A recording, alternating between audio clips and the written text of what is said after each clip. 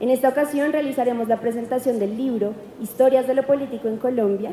Contamos con Margarita Garrido, Francisco Ortega y Franz Hensel, acompañados por Hilda Sabato como comentarista invitada. Los invitamos a visitarnos en las páginas web de la editorial, también a seguirnos en redes sociales para consultar más contenido de la feria, libros y podcast. Muchas gracias. Le doy la palabra a Francisco Ortega. Muchísimas gracias. Bienvenidos a todos en nombre de la Universidad Nacional, de la Facultad de Ciencias Humanas, que hace 5 años empezó un proyecto conjunto con la Universidad del Rosario del Banco de la República, llamado Historias de lo Político, y hoy tenemos el gran placer de ofrecerles el primer volumen de ese proyecto, Imaginando Repúblicas en Tiempos de Independencia. No me voy a extender más, le doy la palabra a la doctora Ángela Pérez, en nombre del Banco de la República. Gracias, Francisco, y gracias a todos por estar aquí. Es un honor para mí y en realidad quiero celebrar con ustedes. Sé que han sido años de trabajo, estamos desde el 2019 acompañándolos y la razón de esto es que esta renovación histórica que ustedes están presentando también nos sirve a nosotros como institución, nos sirve como bibliotecas y nos sirve como museos para tener unos nuevos entendimientos de la historia, de cómo usar y poner al servicio del público nuestras fuentes primarias, cómo organizar en relación con las necesidades del público. Así que esto tiene todo que ver con nuestro trabajo y muchísimas gracias. Felicitaciones ante todo, gran trabajo. Juan Felipe. Gracias, Francisco. Bueno, estamos en Historias de lo Político. Yo sí me doy el gusto de pasearlo, porque este sí es mi ejemplar, no el tuyo, Francisco.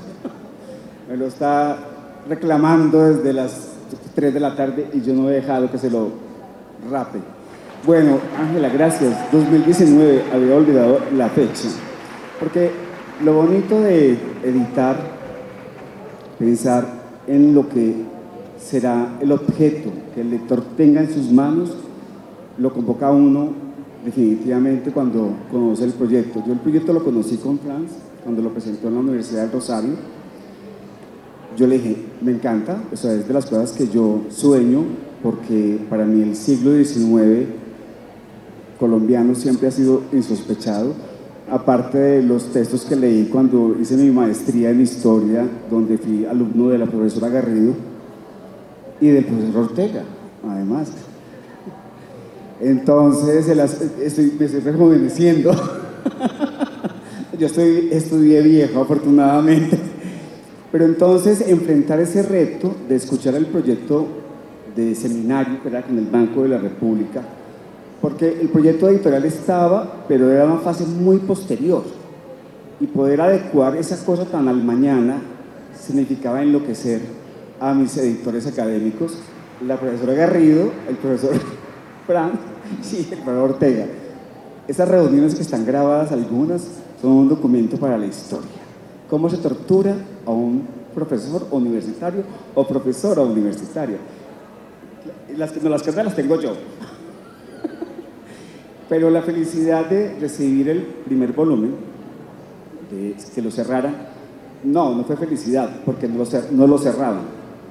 Pero aquí está Ginette, y esto era un día antes de que el libro estuviera en imprenta, y esto era la lista de correcciones, y yo dije, sobre mi cadáver, sale como va, porque me importa más que la gente lo tenga, porque lo que esté para corregir lo podrá tener la segunda edición del volumen 1 de Historias de lo Político. Porque lo importante es que el lector pueda trasegar sobre eso que está aquí. Este es un aporte real de la academia a un periodo de la historia colombiana que tenemos que visitar, porque no lo conocemos. Yo creo que el siglo XIX es un lugar que nos pertenece y que tenemos que caminar. A los profesores que participan en la obra, a las profesoras que escriben en la obra, a Margarita, a Francisco, a Franz, gracias porque me soportaron, ellos saben de qué estoy hablando. Y muchas gracias porque lo tenemos acá, espero que lo puedan tener. Hoy tendremos, no, usted no, hoy tendremos la decisión de Ginette de la Dirección Editorial del Rosario, el 30% de descuento en la presentación del libro, porque el libro se lo merece. Entonces, para que esté en la mano de todos los que quieren. Muchas gracias, y yo aquí me bajo porque ya creo que ustedes son los protagonistas y los dejamos en la presentación del libro.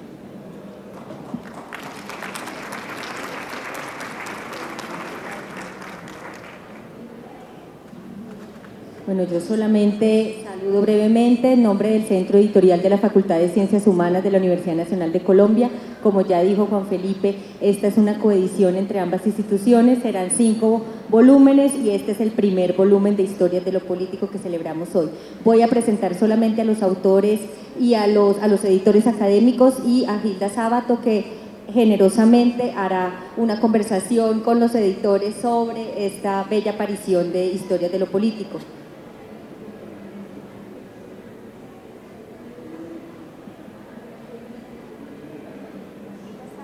Hilda Sábato es historiadora, investigadora superior del CONICET en el programa de Historia Económica y Social Americana del Instituto Ravignani de la Universidad de Buenos Aires. Fue profesora titular de la Facultad de Filosofía y Letras de la UVA hasta 2013 y ha sido investigadora y profesora visitante de importantes universidades norteamericanas como Stanford, Princeton y alemanas como la Universidad de Berlín. Fue vicepresidenta del Comité Internacional de Ciencias Históricas entre 2010 y 2015. Recibió los premios a la trayectoria Alexander von Humboldt, Konex y Bernardo Hussein. Entre sus libros más recientes en español están Repúblicas del Nuevo Mundo, El experimento político latinoamericano del siglo XIX y el volumen colectivo Variaciones de la República, la política en Argentina del siglo XIX. También es autora de Historia de la Argentina 1852-1890, Buenos Aires en armas, La Revolución de 1880, Pueblo y Política, La construcción de la República, de varias ediciones ya, La política en las calles, Entre el voto y la movilización. Bueno, su obra pues es súper extensa y la voy a parar aquí porque a pedido de ella de que la presentación sea breve. Margarita Garrido estudió Historia en la Universidad del Valle y obtuvo su doctorado en la Universidad de Oxford. Ha desempeñado la mayor parte de su vida académica en las universidades del Valle, de los Andes y Externado de Colombia.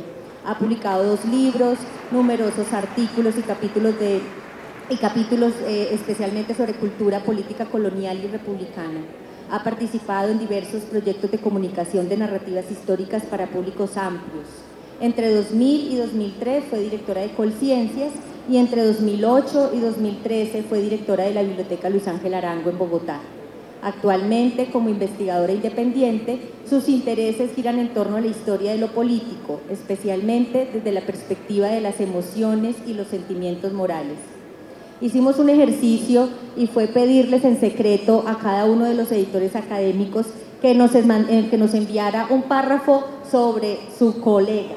Entonces, sobre Margarita nos dice Franz Hensel lo siguiente: Margarita es una historiadora comprometida con las nuevas historias de Colombia en sus diferentes capas, sensibilidades y velocidades. Es una líder indiscutible del campo histórico en Colombia, tanto por su obra como por su trabajo en la promoción de la ciencia y la investigación. Ha liderado proyectos académicos sin par que nos han permitido explorar otros modos de lectura de nuestra historia, desde los reclamos y representaciones hasta las paces del 19 y las emociones y sensibilidades que también constituyen la acción humana. Bienvenida entonces Margarita Garrido, bienvenida Gilda Sábato a esta gran celebración. Francisco Ortega es profesor titular del Departamento de Historia de la Universidad Nacional de Colombia, director del Centro de Pensamiento Pluralizar la Paz y dirigió el Centro de Estudios Sociales entre el 2005 y el 2009. Trabaja temas relacionados con historia intelectual y política del periodo de la independencia y del siglo XIX. También ha trabajado temas de cultura, política, conmemoración, memoria, arte, cultura y duelo. Obtuvo su doctorado en la Universidad de Chicago y ha sido profesor invitado en la Escuela de Altos Estudios de Ciencias Sociales en París y académico residente en Stanford, Harvard y el Instituto Max Planck para el Estudio del Derecho. Ha publicado también muchos libros y artículos, de los cuales solo voy a mencionar su participación como editor científico de Cómo nació Colombia, un país de construcción, que es otro libro que tuvimos el honor de celebrar y de lanzar en esta Filbo 2024. Sobre Francisco Ortega dice Margarita Garrido: El profesor Francisco Ortega es un historiador que busca genuinamente entender las sociedades del pasado, cree en el gran valor de la formación y del debate y se compromete seriamente en él con colegas y estudiantes, liderando proyectos académicos difíciles de emular en su cantidad y envergadura. Bienvenido entonces el profesor Francisco Ortega. Franz Hensel es actualmente vicerrector académico de la Universidad Autónoma de Bucaramanga. Ha sido codirector de la Iniciativa de Estudios Colombianos de la Universidad de Nueva York, director académico de la Universidad del Rosario y profesor de la carrera de la Escuela de Ciencias Humanas de la misma universidad. Es PhD en Historia de la Universidad de Texas en Austin, magíster en Antropología y politólogo e historiador de la Universidad de los Andes. Ha sido investigador y profesor visitante de las universidades de Oxford, Turín y 3 de febrero en Argentina.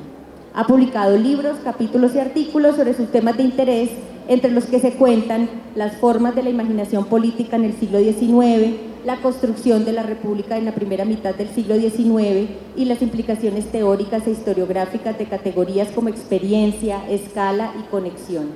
Sobre Franz Hensel nos dice Francisco Ortega. Franz es un historiador fino y de altura. Su inteligencia es desbordante, capaz de, ya entendí por qué decías de altura, capaz de tejer los elementos más heterogéneos y tiene una visión creativa sobre nuestra historia y nuestro presente. Su generosidad es inigualable. Como directivo universitario, se ha ocupado de promocionar la excelencia académica y hacer la investigación relevante para el país.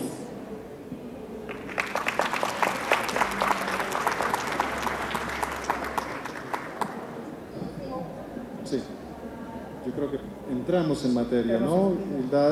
Hilda ha acordado hacer un comentario y en realidad pues es un privilegio. Yo creo que le damos la palabra sin más y con el deseo de escucharte realmente. Muchas gracias, ¿me escuchan o no? Pues porque acá no la acústica es medio rara, de acá no nos escuchamos. Bueno, primero muchas gracias por la invitación, es un honor estar aquí para presentar el primer volumen del proyecto Historias de lo Político, 200 años de Colombia, y quiero comenzar subrayando de que se trata sobre todo de una ocasión para festejar, y de hecho estamos todos en ánimo festivo, ¿no? La publicación de un libro es siempre un hecho a celebrar en estos tiempos en que este formato con el cual muchos de nosotros, debo decir, nos criamos, está a la defensiva. En este caso estamos además ya no frente a un objeto aislado, sino ante un proyecto mayor, que incluye 5 tomos, como ustedes saben, dedicados a la historia de Colombia. Así que quiero agradecer de nuevo a Margarita, a Francisco y a Franz por esta invitación y a todos ustedes por estar aquí. Bueno, la propuesta es, sin lugar a dudas, muy atractiva, ambiciosa en el mejor sentido y plantea un abordaje original a la vez que fuertemente anclado en la historiografía más reciente. Antes de entrar en este primer tomo, quiero detenerme unos minutos en el conjunto para dar cuenta del plan de la obra que este tomo inaugura. El primer desafío se presenta ya en el inicio mismo del título, Historias de lo Político. Los organizadores lo explican con mucha claridad, pero de todas maneras vale la pena retomarlo aquí, pues da la clave, para mí está la clave de toda esta empresa intelectual. Historias en plural.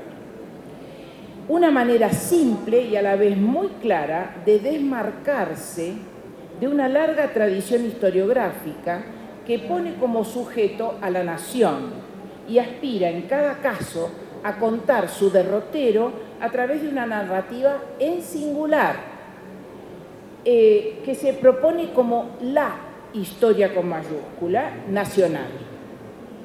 Si bien a lo largo del tiempo las visiones acerca de cómo contar esa historia de la nación y de cuáles son los ejes y las variables determinantes para su análisis fueron cambiando al compás de las variaciones de la historiografía, la mayor parte de esas historias pretendieron dar cuenta de la totalidad e imponerse como el cuadro más ajustado del pasado colectivo, también en singular.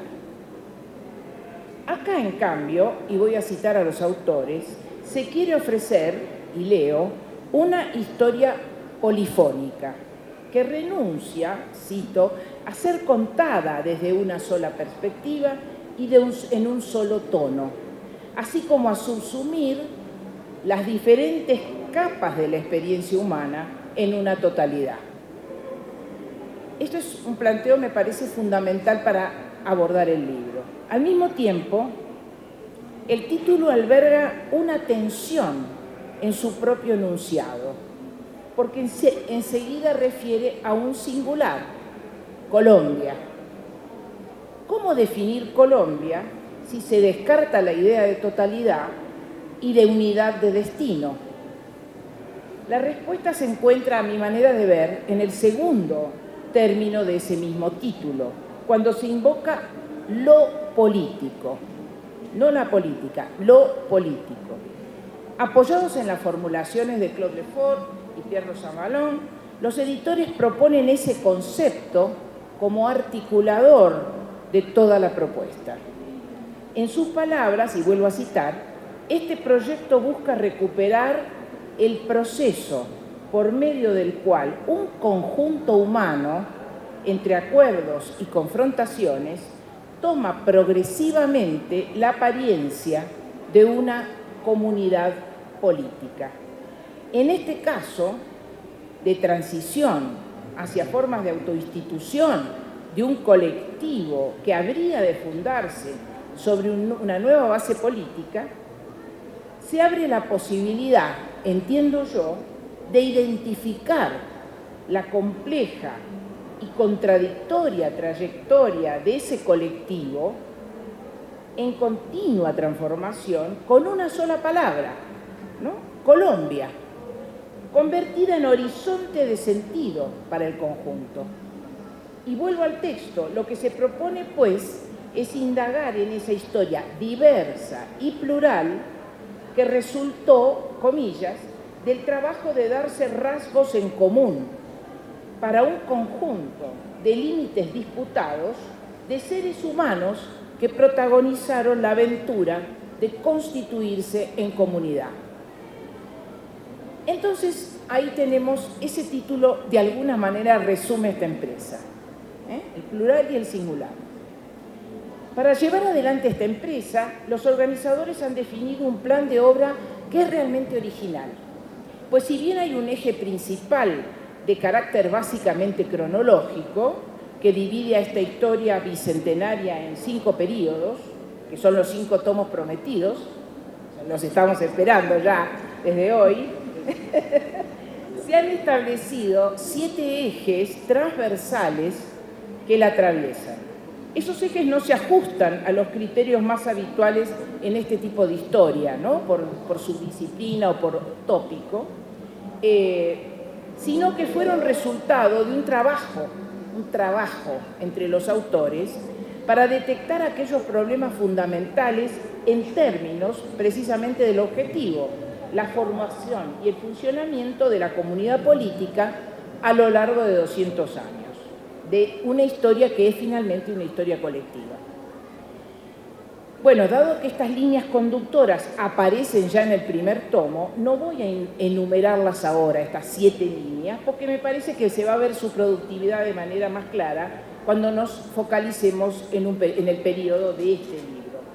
Pero sí vale la pena señalar que su selección, la selección de esos 7 ejes, refleja las más nuevas preocupaciones de la historiografía, tanto en materia temática como metodológica, como vamos a ver enseguida. Y entonces ahora voy a pasar, por fin, al volumen que hoy nos convoca, tan bonito, que se llama, además tiene un título que me parece magnífico, Imaginando Repúblicas en tiempos de la Independencia, 1780-1852. Aquí el término clave, creo, es república, porque evoca el novísimo ordenamiento político que va a ser instituyente de las nuevas comunidades políticas que fueron reemplazando al antiguo régimen colonial.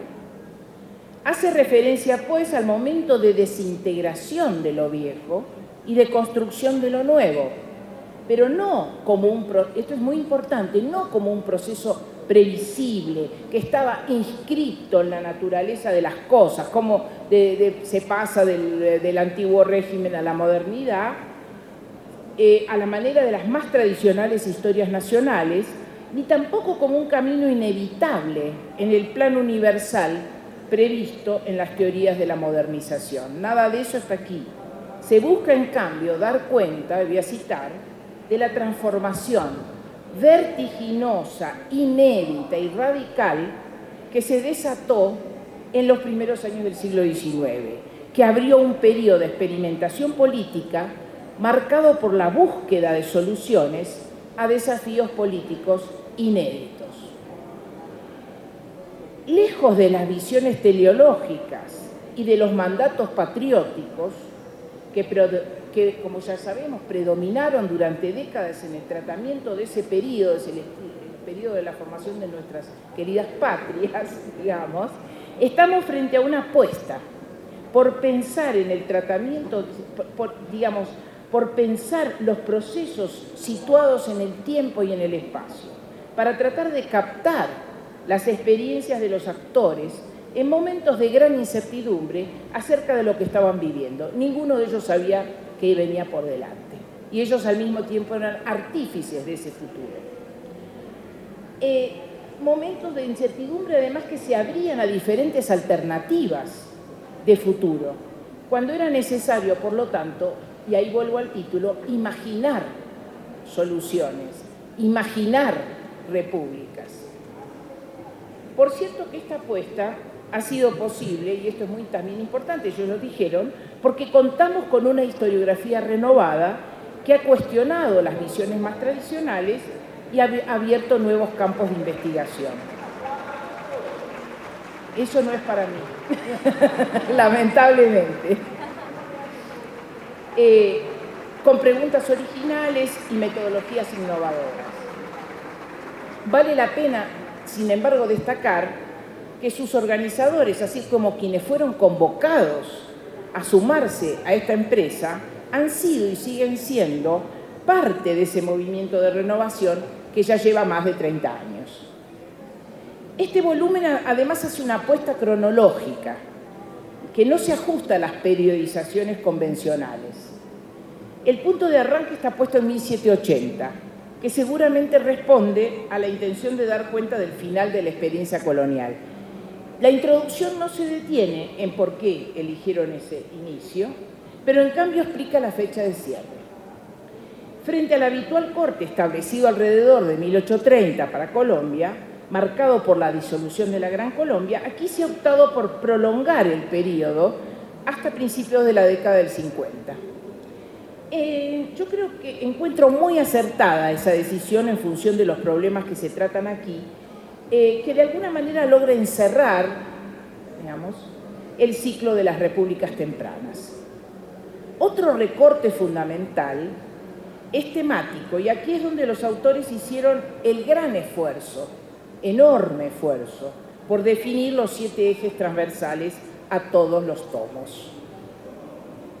Como ya mencioné, esta decisión resulta muy original a la vez que arriesgada, porque exige seleccionar cuidadosamente qué problemas priorizar y cómo organizarlos en torno a categorías o conceptos medulares para abordar lo político a lo largo de 200 años. No es pavada, no es poco. Entonces digo, esto es evidentemente, y se nota, el resultado de un arduo trabajo entre los autores, coordinado por los coordinadores. Así que voy a pasar ahora muy brevemente, creo que tengo tiempo, a considerar estos ejes y su tratamiento para el periodo comprendido en el primer volumen. Voy a tratar de ser sintética en esto, tenía un análisis bastante detallado, pero se los voy a ahorrar. Pero en total el volumen incluye, además de la introducción, 17 contribuciones, distribuidas entre los 7 ejes, cada una de las cuales, cada contribución, ocupa un lugar específico en el diseño del conjunto, pero a la vez mantiene cierta autonomía que permite su lectura individual. Esto se puede leer cada capítulo por sí mismo, al mismo tiempo que está totalmente imbricado en el resto. Y también esto sirve porque permite conectar cada contribución con las de otros tomos dentro de la misma problemática, dentro del mismo eje. Pero ahora vamos a lo sustantivo. ¿Qué problemas se abordan aquí y cómo? En principio, los ejes que estructuran la obra refieren, como lo explicitan ellos, a cuestiones que refieren a lo político, es decir, a los esfuerzos por instituir nuevas maneras de vivir en común luego del estallido del orden imperial y a las vicisitudes de esa nueva comunidad política en formación. Colombia, a lo largo de la primera mitad del siglo XIX. Nos sorprende entonces cuando se enuncia como primer eje el de las, cito, las formas de la comunidad política, porque de eso se trata todo, ¿no? Destinado a revisar las maneras en que se imaginó esa comunidad, los proyectos y los intentos, exitosos o fallidos, de darle forma y, por supuesto, las disputas en torno a esta cuestión. En este periodo de construcción inicial, la cuestión de los modelos disponibles de organización política, la confrontación entre monarquía y república, los sucesivos ensayos republicanos, ocupan el primer eslabón del volumen a cargo de Franz Hensel y se articula muy bien con el segundo, a cargo de Georges Lomé, referido a las representaciones de la república. La conexión con el segundo eje resulta evidente también, porque tiene el título Soberanía y Reconocimiento. Y aquí se trata de atender a la afirmación territorial de esa comunidad política en formación, a su reconocimiento por parte del resto del mundo, pero también a su ordenamiento interno, esto es, al diseño que habría de regir las relaciones entre las partes, regiones, pueblos, provincias, territorios, de todo este amplio mapa territorio que se reclamaba y que era variable como propio.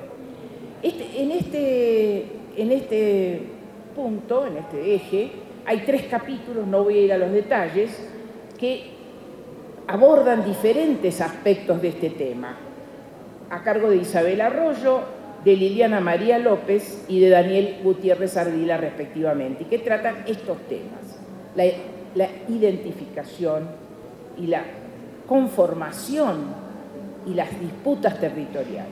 Lo que sigue apunta a otra dimensión, en cambio, de la comunidad política, también esencial, con el eje entre pueblo y muchedumbre, destinado, según dice el proyecto, a indagar, y acá voy a citar, la forma en que antiguos y nuevos actores colectivos entraron en competencia por definir el pueblo, representarlo y encarnarlo, convirtiéndose en el centro de la acción y movilización política. Bueno, la instauración de la soberanía popular como principio fundante de las nuevas comunidades políticas, de las nuevas repúblicas en formación, implicó la invención del pueblo, por lo que este eje abre el camino para analizar cómo se dio este proceso. A mi entender, esta cuestión está teórica y prácticamente ligada a un segundo tema, el de la concepción de la ciudadanía y sus vaivenes, que aquí, sin embargo, aparece definiendo un nuevo eje, titulado Ciudadanía como campo de disputa, los sujetos de lo político. Para mí, los dos están íntimamente relacionados, ¿no? Yo creo que los capítulos destinados a uno y otro tema se distinguen por el recorte del objeto que proponen y por el enfoque que adoptan, pero hablan de lo, yo creo que de lo mismo. Los dos capítulos ponen más el foco en el pueblo, en términos, más que en poner el foco en el pueblo en términos genéricos o abstractos, lo ponen en las clases populares. Es una manera de mirar el tema del pueblo, ¿no es cierto?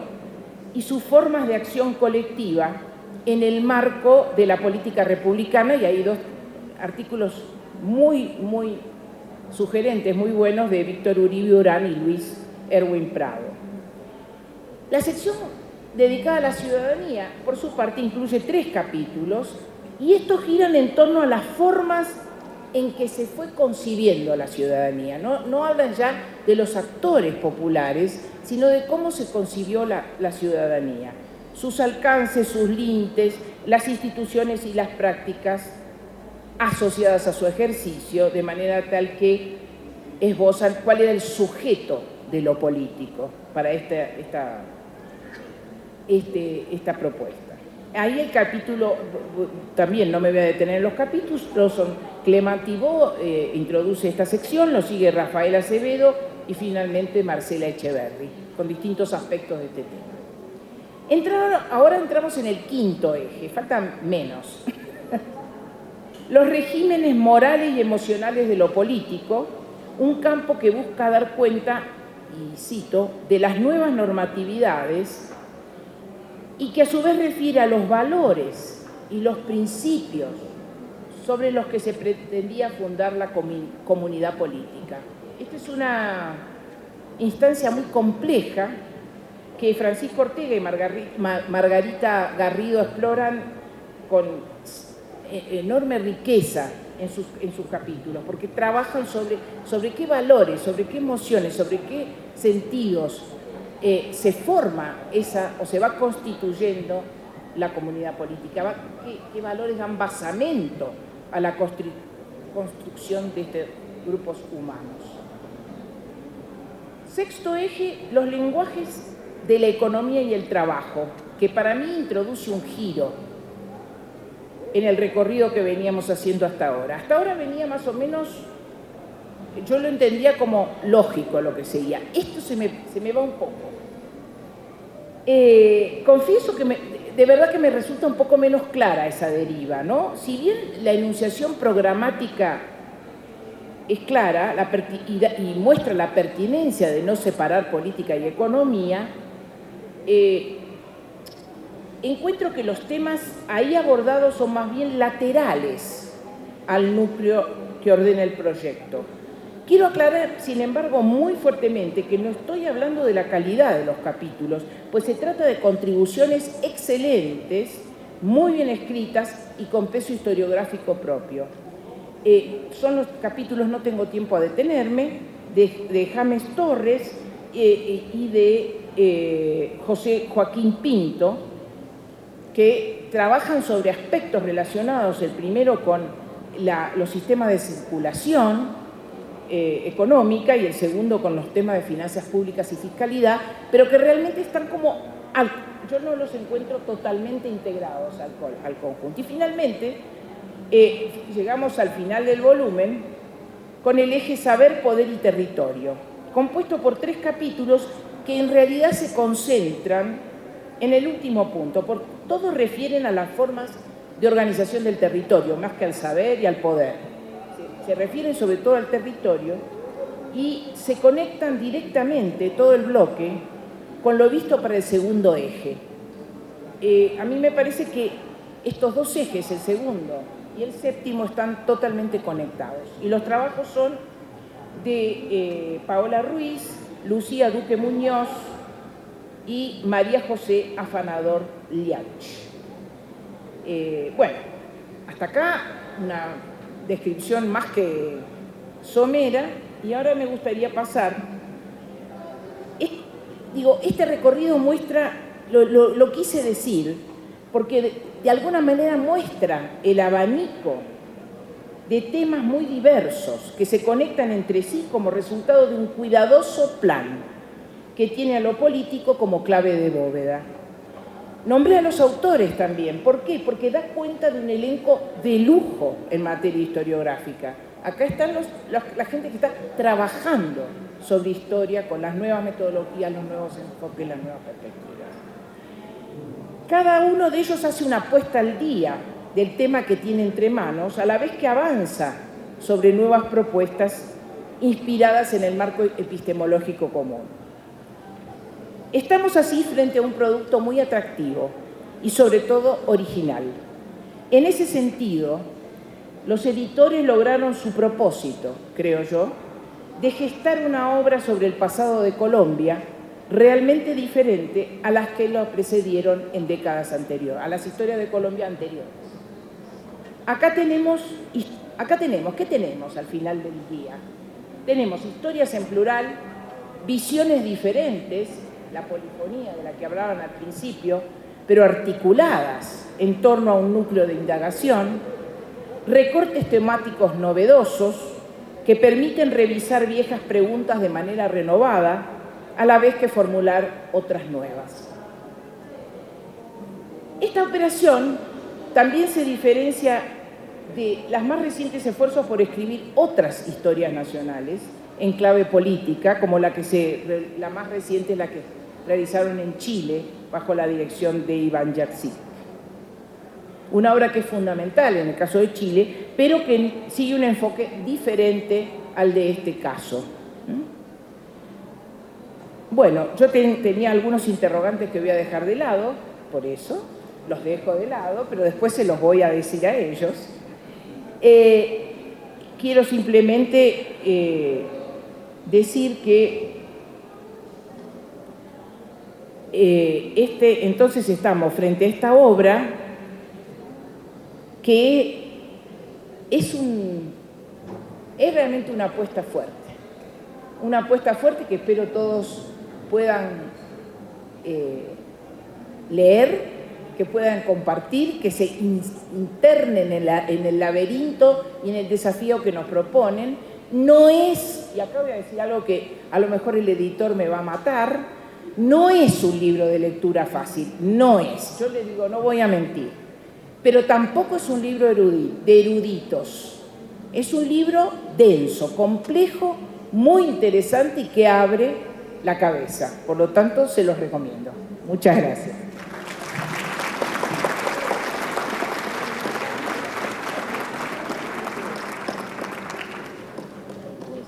Una cosita más. Muchísimas gracias, Hilda.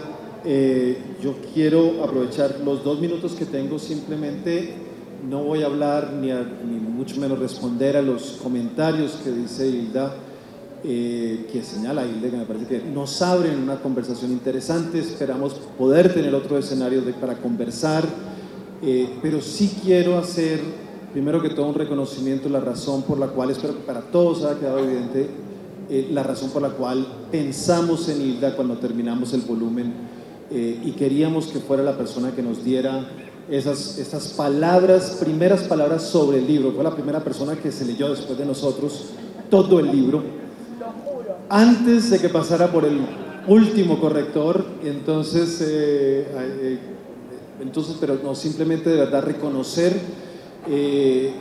porque Hilda en cierta manera también abrió un camino historiográfico para muchos de nosotros hace años y que nosotros aquí de alguna manera también tratamos de honrar. Agradecerle a Hilda por estar aquí con nosotros, agradecer también 2 pilares de este proceso, que han sido Juan Felipe Córdoba y Ginette Ardila, la editorial del Rosario y la editorial de las Ciencias Humanas, Bastiones y Artífices.